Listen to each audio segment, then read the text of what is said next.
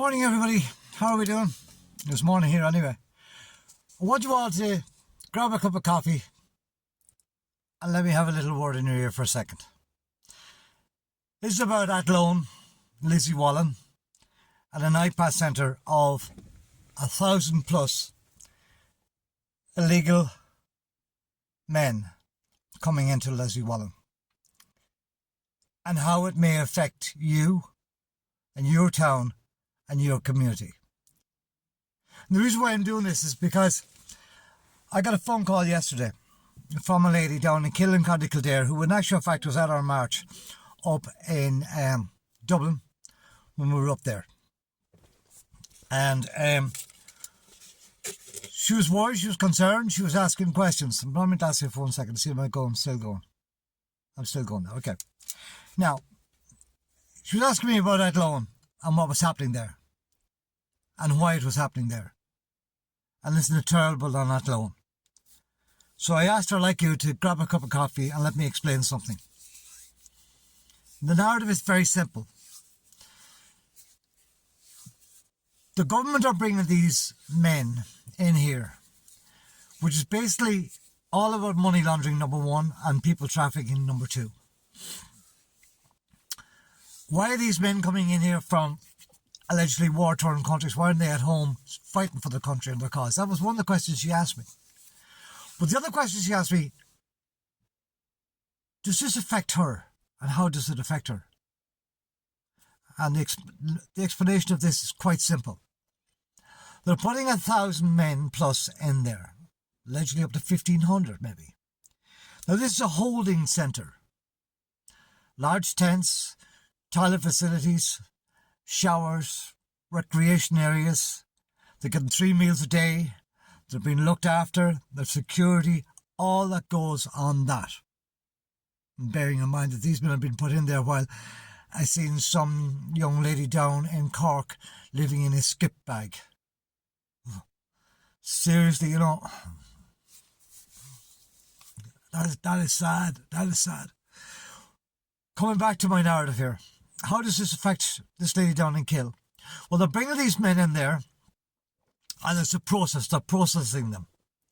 And then they will fan them out to other towns and other communities throughout this beloved land of ours. They'll put them into communities like Drumahare up in Leitrim, or Milford up in Donegal, or Knock in Mayo, or Baltinglass and Wicklow, or wherever. Going into communities that the infrastructure is not there, the community are not set up for this. It's all wrong. We know it's all wrong. So, what you, your friends, your family, and all your associates has got to do right now, you got to help the people, the parents of Athlone, to stop this. How do we do this? Well, in Athlone at the moment, there is a section of people that are standing on the front line every day, in the cold, in the wind, in the rain. They're being shoved, they're being pushed, and so on. And huge respect. Huge respect to those women and those patriots and those lads who are standing there. So what we got to do now is you and I and everybody else has got to go down to Athlone next Sunday, Civic Square, 2 p.m, in a march of solidarity.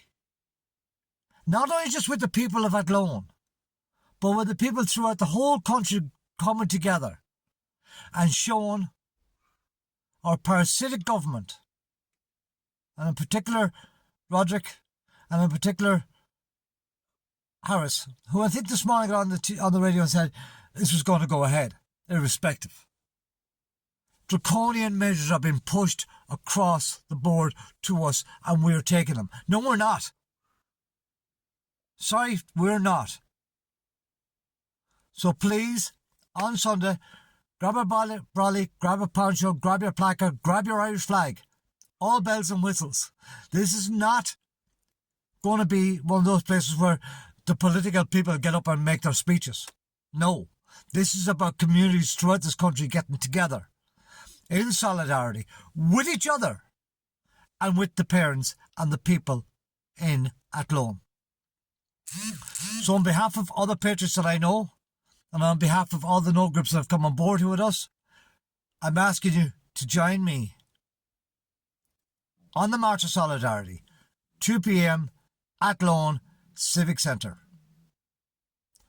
See you there and enjoy your coffee. God bless you all.